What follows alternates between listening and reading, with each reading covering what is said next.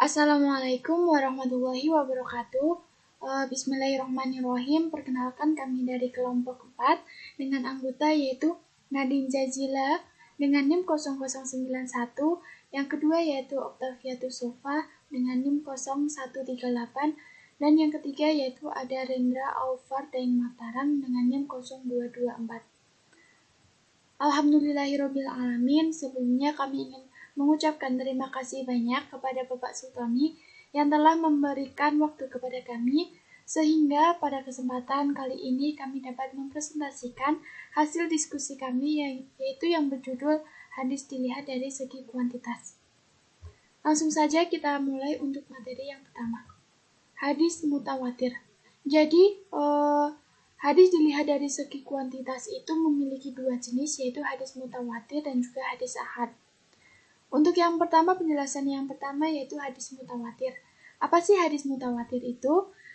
Secara etimologi, hadis mutawatir ini berasal dari bahasa Arab, yaitu tawatoro yang berarti berturut-turut atau tanpa adanya suatu selah. Dan secara terminologi, hadis mutawatir ini adalah hadis yang mahsus atau yang dapat ditangkap oleh panca indera. Menurut kebiasaan yang disampaikan oleh sejumlah besar rawi yang menurut kebiasaan mustahil mereka untuk berbuat dusta, atau dalam artian bahwa hadis mutawatir ini adalah hadis yang diriwayatkan oleh banyak orang dan mustahil menurut adat bahwa mereka bersepakat terlebih dahulu kemudian untuk berbuat dusta. Kemudian ada pula syarat-syarat dari hadis mutawatir. Apa saja itu? Untuk yang pertama yaitu diriwayatkan oleh sejumlah perawi yang jumlahnya banyak. Dan yang kedua yaitu bilangan perawi harus mencapai jumlah menurut adat sehingga mustahil untuk mereka bersepakat untuk berbuat dusta. Dan yang ketiga yaitu hadis diperoleh langsung dari Nabi Shallallahu Alaihi Wasallam berdasarkan panca indera. Dan yang terakhir yaitu adanya kesinambungan antara jumlah perawi yang banyak dalam setiap tobaqoh sanadnya. Lanjut kemudian kita masuk ke jenis-jenis hadis mutawatir. Jadi jenis-jenis hadis mutawatir ini memiliki dua jenis, yaitu hadis mutawatir lafizi dan juga hadis mutawatir maknawi. Apa itu hadis mutawatir lafizi? Jadi hadis mutawatir lafizi ini adalah hadis yang diriwayatkan dengan satu lafal dan maknanya sesuai antara riwayat yang satu dengan riwayat yang lainnya. Dan yang kedua, apa sih hadis mutawatir maknawi itu? Hadis mutawatir maknawi adalah hadis yang lafal dan maknanya itu berlainan antara riwayat yang satu dengan riwayat yang lainnya. Kemudian, apa pula kedudukan dari hadis mutawatir ini? Jadi, para ahli ilmu berpendapat atau para ulama itu berpendapat bahwa hadis mutawatir itu wajib diterima dengan yakin dan wajib diamalkan. Dalam artian bahwa sifat dari hadis mutawatir ini adalah kebanyakan adalah sahih. Dan untuk penjelasan materi selanjutnya akan dijelaskan oleh teman saya.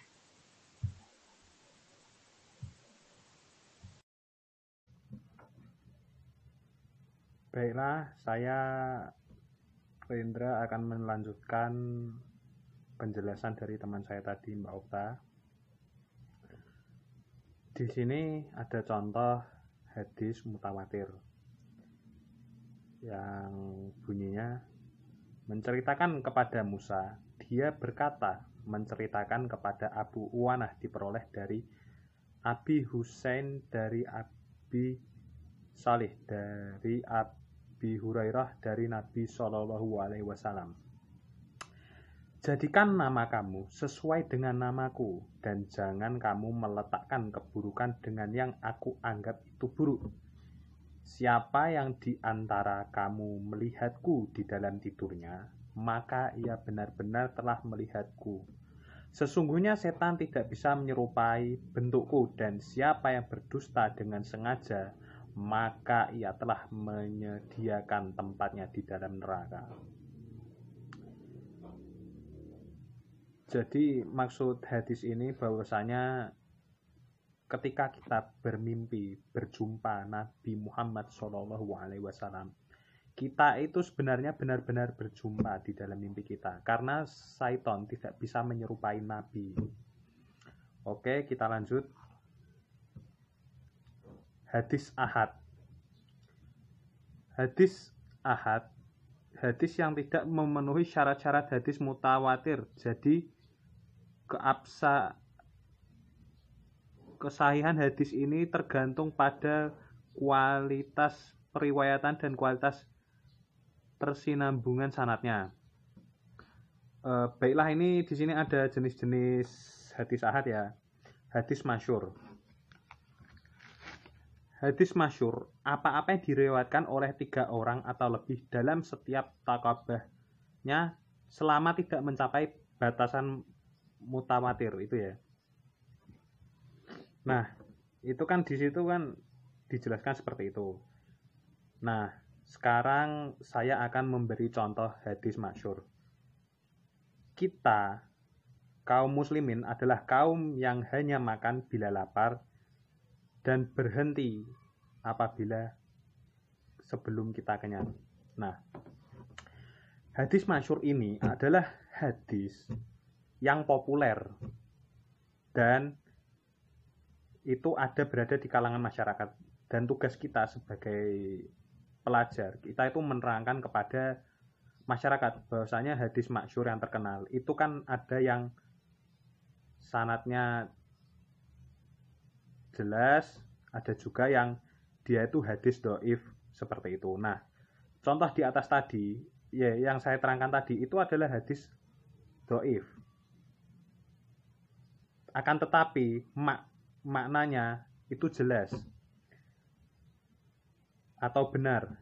Syekh Abdul Aziz bin Bas rahimahullah berkata, maknanya benar, namun sanad dhaif. Nah, silahkan merujuk ke kitab Zadul Ma'ad dan Al-Bidayah wal Nihayah. Nah, seperti itu. Nah, ada satu lagi hadis. Itu hadis masyhur, terkenal. Tetapi itu hadis yang dia sahih, seperti itu. Saya berikan contoh satu ya. Mungkin kalian sering mendengarnya ya, saya beri contohnya satu yang hadis masyhur tapi hadisnya sahih. Kullu bid'atin dolalah wa kullu dolalatin finnar, yang artinya setiap bid'ah itu sesat dan setiap kesesatan itu tempatnya di neraka, seperti itu. Nah, itu hadis yang terkenal, yang sahih.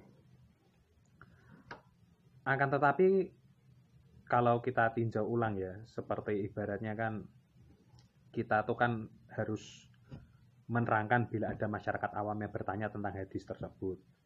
Nah, makna di situ kulu itu bisa jadi setiap atau sebagian. Nah, dalam ilmu balaghah, hasfus sifat ala ma'usuf, membuang sifat dari benda yang bersifat. Nah, itu tadi maksudnya kata kulu itu kan kata benda. Nah, bisa jadi itu maknanya setiap, bukan seluruhnya. Sekarang kita ambil contoh seperti ini. Kalau setiap bid'ah itu Ustaz, seperti kita mengadakan tahlilan, mengaji seminggu, 3 hari seminggu, 40 hari ketika orang meninggal.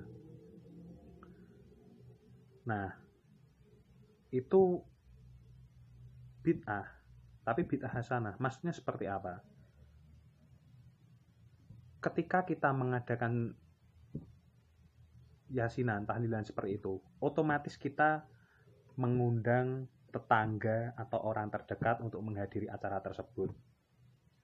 Kita memberi mereka makan, kita ngaji bareng.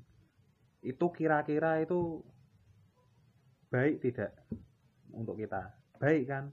Karena kita mengundang orang, memberi makan mereka. Itu kan suatu manfaat. Ibaratnya setelah kita beri makan, dia untuk bekerja atau apa, dia mendapat tenaga. Nah, itu tadi. Jadi bid'ah itu tidak selamanya sesat. Ada juga yang bid'ah hasanah atau bid'ah itu baik. Nah, selanjutnya hadis aziz. Hadis aziz adalah hadis yang mensyaratkan adanya tidak lebih sedikit dari 2 orang perawi yang diriwayatkan meskipun hanya ada dalam satu tabaqah. Hadis aziz ada yang sahih, hasan, dan dhaif tergantung kepada terpenuhi atau tidaknya ketentuan yang berkaitan dengan hadis sahih, hasan, dan dhaif. Nah, sekarang saya akan jelaskan tentang hadis aziz. Mari kita lihat kata aziz itu berasal dari mana. Kata aziz merupakan sifat mubasyabah dari kata kerja azza yaizu yang berarti qala dan nazara, yaitu sedikit dan jarang. Atau azza yauzu berarti qawiya dan isyatada artinya kuat. Dinamakan hadis aziz karena jarangnya yang meriwayatkan atau kuatnya riwayat dan sanadnya. Sebagai saya beri contoh satu hadis aziz. An Abi Hurairah radhiyallahu anhu qala Rasulullah sallallahu alaihi wasallam la yu'minu ahadukum hatta akunu ahabba ilaihi mi walidihi wa waladihi wa manasi ajmain, yang artinya tidak beriman salah seorang di antara kalian hingga aku lebih ia cintainya daripada bapaknya, anaknya, dan manusia seluruhnya. Hadis ini hadis riwayat Bukhari, Muslim, At-Tabarani, dan Ahmad dari 4 orang sahabat. Seperti itu.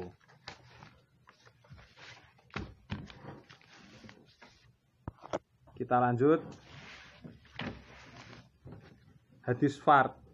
Hadis fard, hadis yang di dalam sanadnya terdapat seorang yang menyendiri dalam periwayatannya, baik di dalam setiap tabaqah maupun hanya pada sebagian tabaqah saja. Secara bahasa, fard artinya bermakna witir wahid yang artinya satu, tunggal, jamaknya afrod dan firod.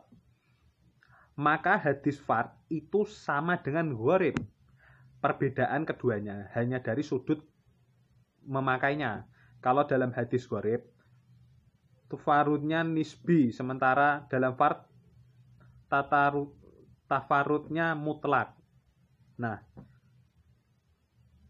saya akan lanjut ke hadis gharib ya, karena hadis fard dan hadis gharib itu hampir sama. Nah, penjabaran yang lebih jelas akan saya jabarkan di hadis gharib. Hadis gharib adalah hadis yang posisi penyendirian perawinya pada tengah sanad, yaitu hadis yang diriwayatkan oleh banyak perawi pada aslus sanad, tetapi untuk selanjutnya hanya satu perawi saja. Kata gharib berasal dari ghoroba yaghrubu dan secara bahasa adalah munfarid, artinya menyendiri. Nah, kenapa dikatakan sama seperti hadis fard tadi? Nah, itu tadi karena menyendiri itu tadi. Atau ba'idun anil waton, yang berarti orang yang jauh dari tanah air.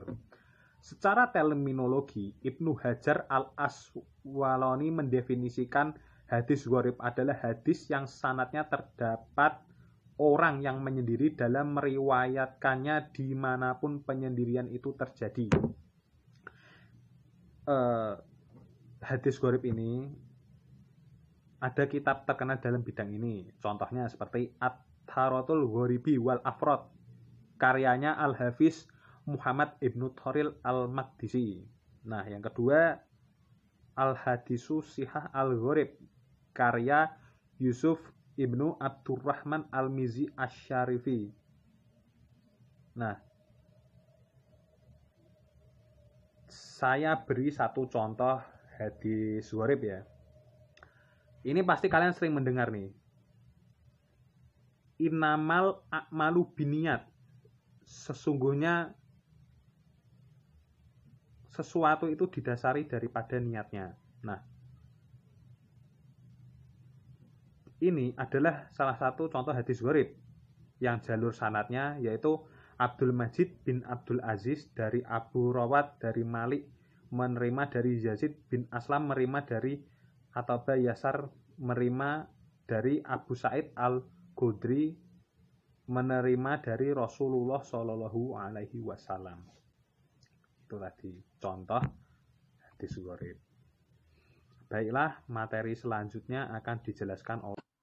Baiklah, selanjutnya saya akan melanjutkan materi mengenai hadis ahad yang barusan dilanjutkan oleh Mas Rendra.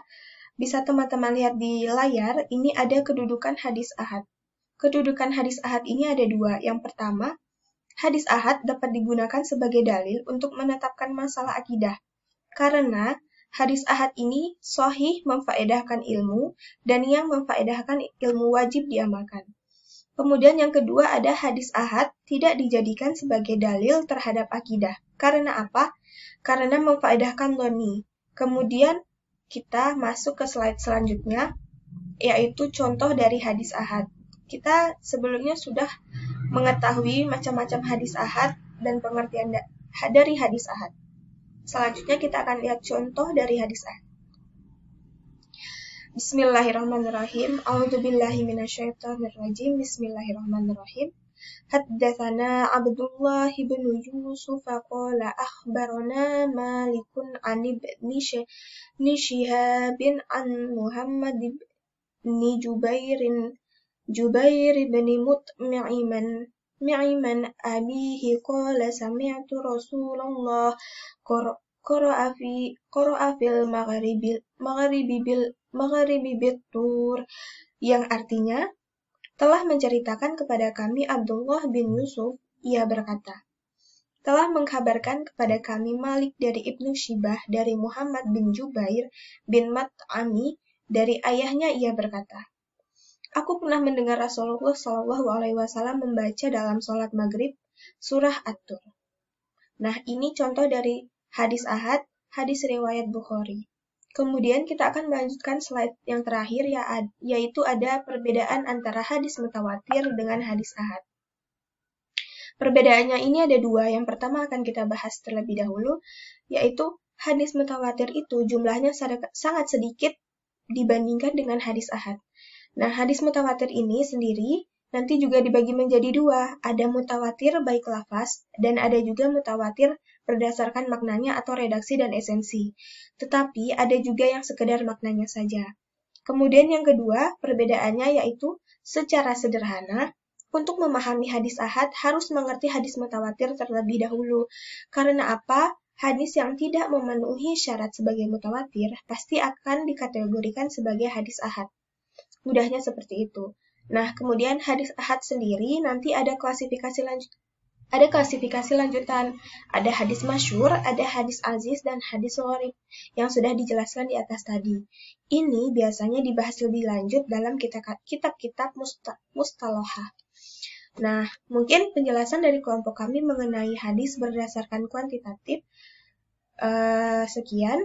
Dan jika teman-teman ada yang ingin ditanyakan atau ingin menambahkan atau mengomentari, bisa teman-teman tulis di Google Classroom. Tulis nama dan NIM teman-teman ya. Terima kasih. Wassalamualaikum warahmatullahi wabarakatuh.